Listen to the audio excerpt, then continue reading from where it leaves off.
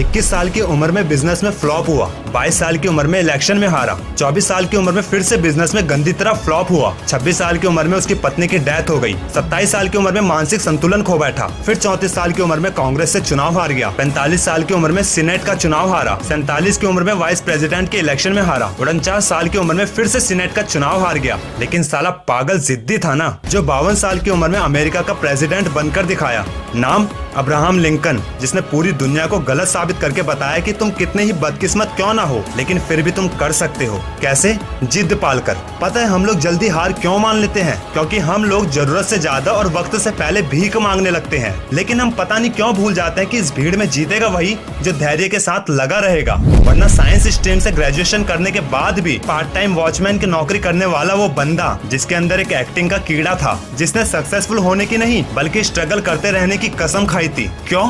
क्योंकि उसके अंदर कीड़ा था, एक्टिंग का कीड़ा। छोटे मोटे रोल स्टेज शो करते रहने वाले इसी बंदे को जब सलमान खान की किक मूवी का ऑफर मिला तो इस बंदे को विलन का रोल मिलने के बावजूद भी खुद को स्टार बनाया, जिसे आज हर कोई नवाजुद्दीन सिद्दीकी के नाम से जानते हैं। चाहता तो ये भी काले गोरे में फर्क करते रहने वाली बॉलीवुड इंडस्ट्री में खुद को काला मानकर हार मान सकता था, लेकिन प्यार था उसे अपने स्ट्रगल से। वरना हम लोग तो सीधा अमीर होने के सपने देखते हैं, मरते दम तक स्ट्रगल करते रहने के बारे में हम लोग सोचते ही कहाँ हैं। हम लोगों में से कुछ ढीठ और जिद्दी लोग होते हैं जो अपने ख्वाबों के लिए अपने सारे मौज मस्तियों की कुर्बानी देते हैं। शायद इसीलिए एक नोवेल लिखने वाली लड़की जिसकी माँ उसे जवानी में अलविदा कह गई थी, यही नहीं अपनी शादी के 13 महीने बाद ही एक दिन उसके पति ने सुबह 4 बजे अपनी 1 महीने की छोटी बच्ची के साथ उसे घर से भगा दिया था। लेकिन इस लड़की में आग थी कुछ कर दिखाने की। पूरा दिन अपनी छोटी बच्ची के साथ कैफे में बैठकर नॉवेल लिखने वाली इसी लड़की ने अपनी मौज मस्तियों की कुर्बानी देकर हैरी पॉटर की नॉवेल लिख डाली। वो लड़की आज जेके रोलिंग के नाम से पूरी दुनिया में फेमस है, जिसने पूरी दुनिया को गलत साबित किया।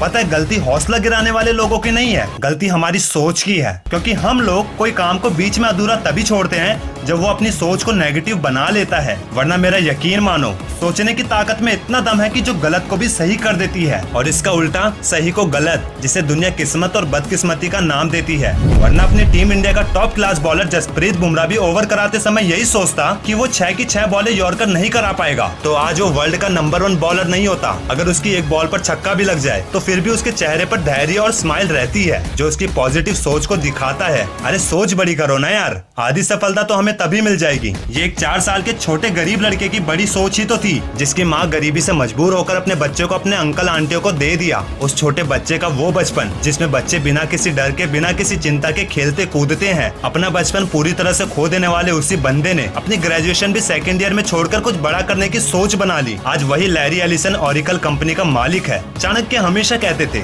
जिस बंदे के कंधों पर कम उम्र में ही गरीबी और जिम्मेदारियों का बोझ होता है वो उतने ही जल्दी समझदार भी बनता है। वीडियो के एंड में बस इतना ही कहूंगा, जब भी तुम्हारी हिम्मत टूटने लगे या तुम्हारे अंदर नेगेटिविटी आने लगे तब याद रखना उसी समय किसी कोने में कोई बंदा इस नेगेटिविटी को इग्नोर करके फिर से मेहनत पर लग गया होगा। वीडियो अच्छी लगी हो तो लाइक और सब्सक्राइब करके अपना प्यार जरूर देना।